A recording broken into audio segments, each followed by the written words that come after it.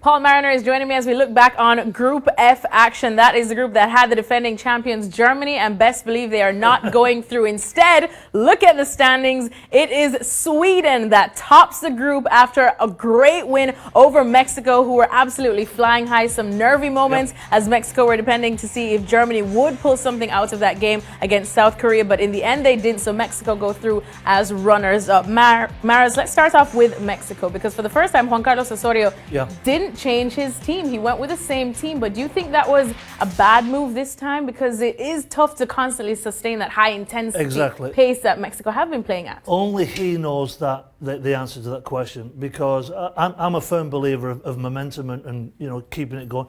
If the boys are fit and they're not in any red zone from the medical team, play them, because you as a player you want to get into your rhythm, you want to keep scoring goals, you want to keep that intensity going.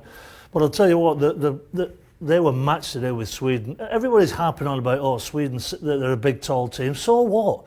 They're very, very well organised. Technically, they're very good. They've got difference makers, whether it's aerially or whether it's on the deck. And they create problems. Defensively, very solid, and in the opposition box, very dangerous.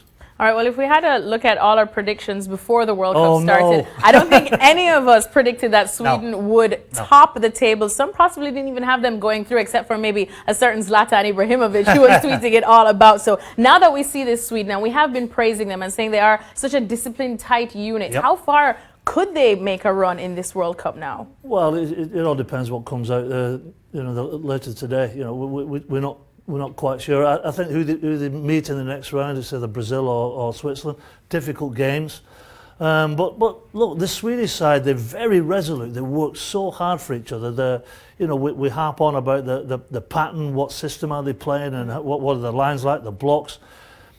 They're difficult to break down, and you know that they're going to create chances in the attacking third with the aerial threat or on the deck. So I must say, before the tournament started, I think most people had Germany, hands down going through, and then would it be Sweden or would it be Mexico? We never saw this coming. I most certainly never saw this coming, that Sweden would top the group.